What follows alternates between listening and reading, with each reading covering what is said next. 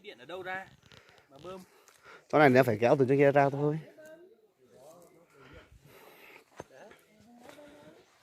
Biết rồi, nhưng mà lấy đường điện ở đâu? Nhà nào? Quanh đây thì cũng ít thì kia có nhà mà. Đúng rồi. Kéo từ kia đến đây thì cũng phải. Nó chụp bên một sổ. Nó khoắn tu cái bộ mặt để nó nữa.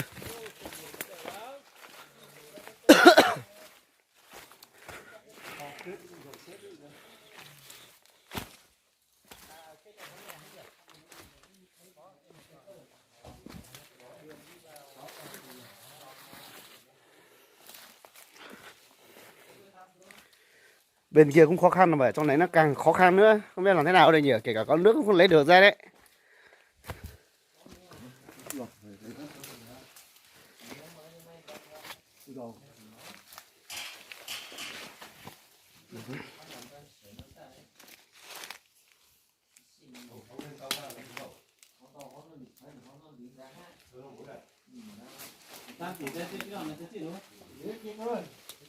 ít từ hãy ra này, ít từ chấm mỗi từ tấm mua, được một sau xe bao này, cầm sao thôi mua thì là họ đảo, họ có mùa mà lúc sợ họ khó mà cái cuồng thì họ đi lừa họ nó tụt bám. Ô thế thì cũng được chứ nhỉ. Họ mà muốn đi phá ra mình họ tỏ lại hết. Đi xuống đi. Có cần đau gì anh Tuyến này đưa một cái đẹp đi cho thầy Ngân đi. À thầy có rồi à? Tưởng sẽ có thầy đưa cho thầy rồi. thằng cứ ta là nhỉ họ thì họ lấy tôi tầm nó tuổi lấy nhỏ đấy.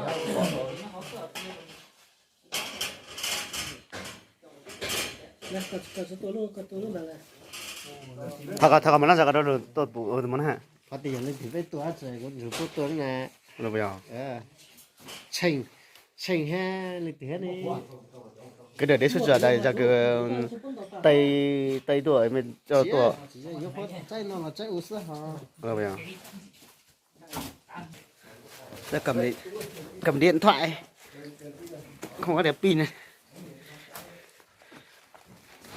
Ui.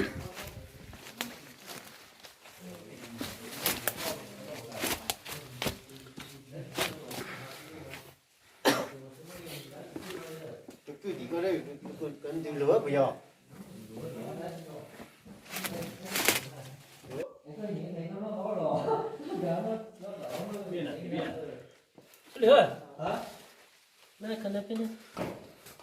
Trong kia nó có cần là phải lấy thang không chứ ơi? Thang phải mang xuống dưới kia. Chờ mọi người xuống hết đi. Chờ mọi người xuống. Yeah. Có nghĩa là cứ thang cũng phải đúng giờ nào. Cái quả đá kia đang lơ lửng như thế kia. Mà xuống tận đấy thì không vào được rồi. Soi cho nó. Nó được thang rồi. Ừ nhỉ. Không có bỏ để nè. Tao bỏ này. Muốn tìm vừa tỏ Sâu. 20 mét này nha. 20 mét là phải trẻ. Này. Bên kia nó mới chảy đi thôi. Nhiều nước thế này cơ mà. Cái này là đầy nước. Anh lùi lại để cho em vào cho đấy em quay cho đấy xem là nó có rộng.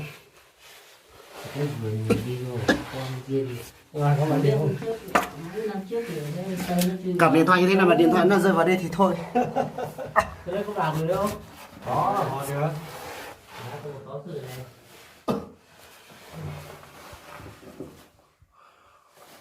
Đây nhiều nước này. Bên này mới nhiều nước.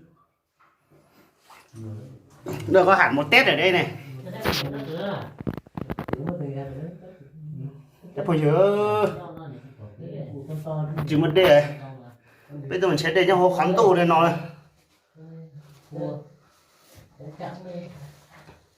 Hai mẹ con sẽ được sao bị uống này rồi.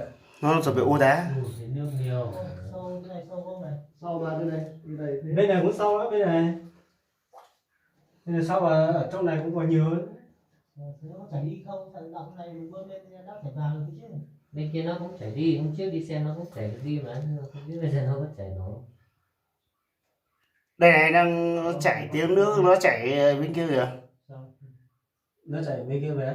Nó chảy đi xuống ấy. Chảy đi xuống nó có thấy tiếng nước nó chảy đi. Ở qua này. Ôi. Nó bảo cho lại không? Có để vào bên trong không anh ơi?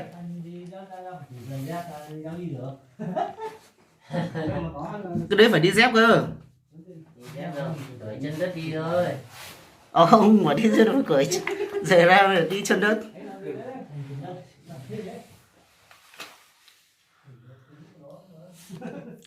Cái chở nó quát lên luôn nó chạy gì. Thì nó hắn là chỉ là nhất sao chống này.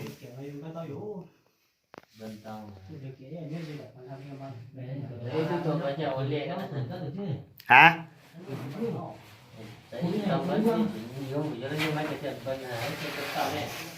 Kỹ mê.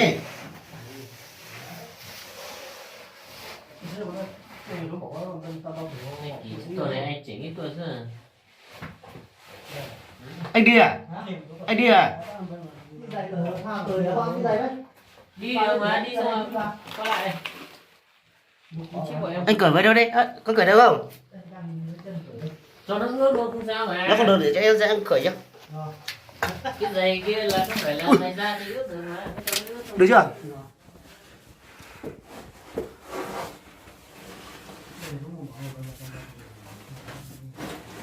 Anh đi tí mình mơ rồi. Còn phải lên đấy, để nó ướt thôi. Được rồi. Trên đường hả có tôi Bên trong nó cũng sâu đây anh ạ. Quan trọng nó có thể đi không? Đúng rồi.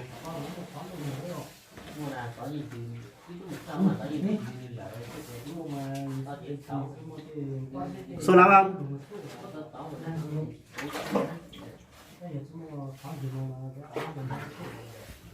Ôi.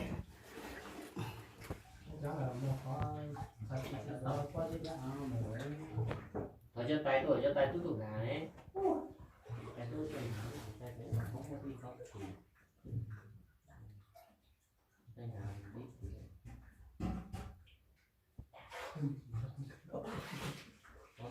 Bà tôi tốt Một con còn đâu để làm đâu này.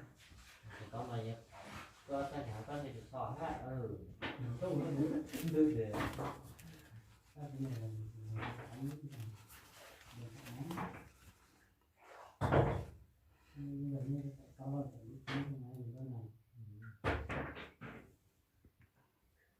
Bên cho bị bán ra cái tích thì là nhưng mà bên lên rồi.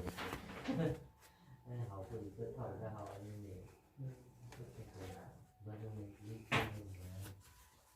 bên cho họ để trên đấy bạn.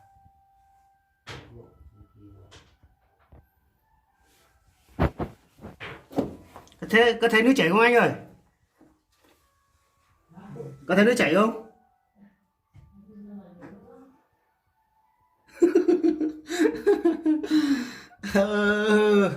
Chỉ sẽ tao vào đây thôi.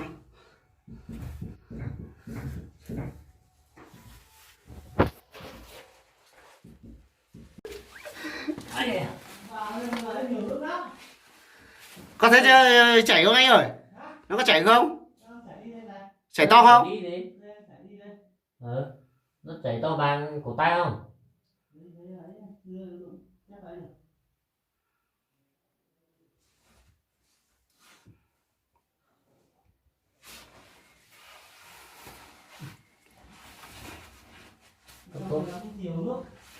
Có lúc mấy này. Bên kia nó có rộng không? Chứ bọn em cũng chỉ đến đấy rồi mà. Nước còn nữa. Phải được cái sâu lắm. Nước có nhiều không? Nhiều hơn đây. Nhiều hơn đây à?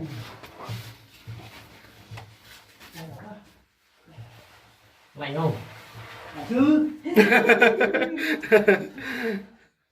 Vào đây phải xui ông kia biết được cái gì ạ? À là cứ quần áo.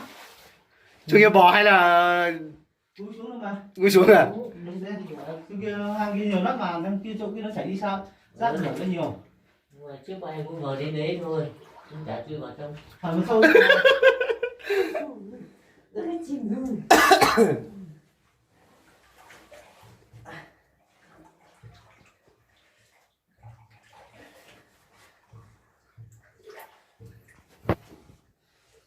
Không biết là nó có bơm được không nhỉ?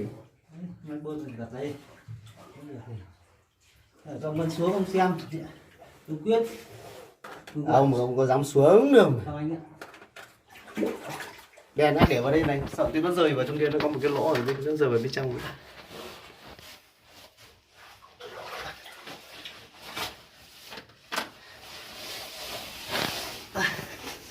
Cái này cái mang thử cái máy bơm ra vào đây xong là cắm thử xem nó có được không. Đầu tư điện đón nó có ác.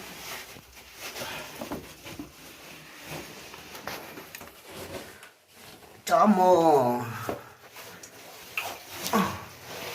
Ây dồi, đã phun chưa?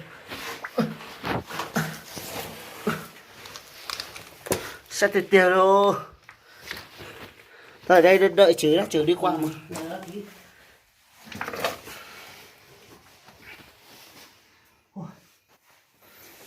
Trong kia là có nhiều nước hơn đúng không? Xong rồi, nhiều hơn đúng không? Cái xong nhiều hơn đúng là nhiều. Nó rộng hơn.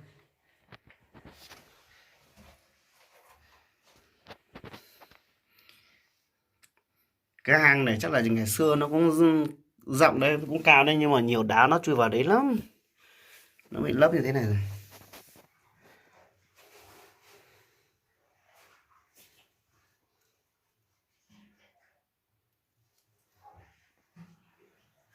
Cái này rồi. Hang trong đẹp hơn nhỉ, nhũ nhiều hơn nhỉ. Nhiều hơn. Nhưng mà nó chảy từ đây đi xuống nữa chị. Thế là bên kia nó còn chảy được đi xuống nữa chứ, nó mới chảy được đi chứ.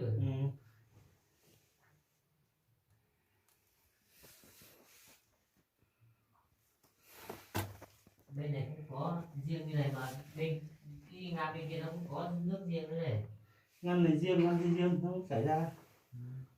Không đi đâu.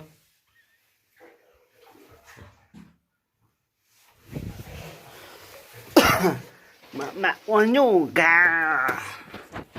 Anh cầm điện thoại ra. Điện thoại em cầm ở đây rồi. Hả? Em cầm ở đây rồi. Mà ôi nhủ gà mô.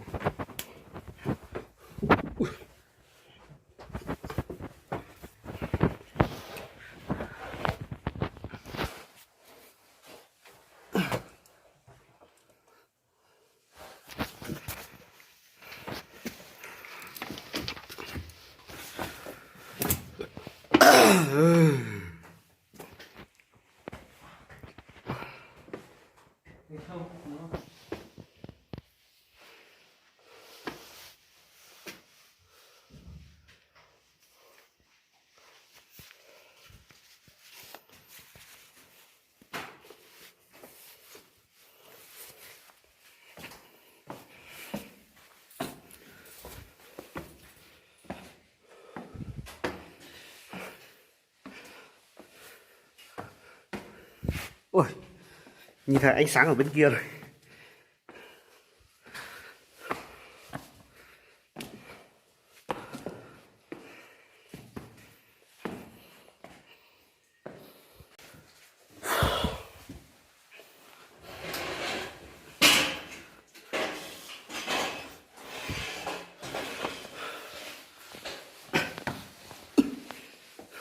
Ơi,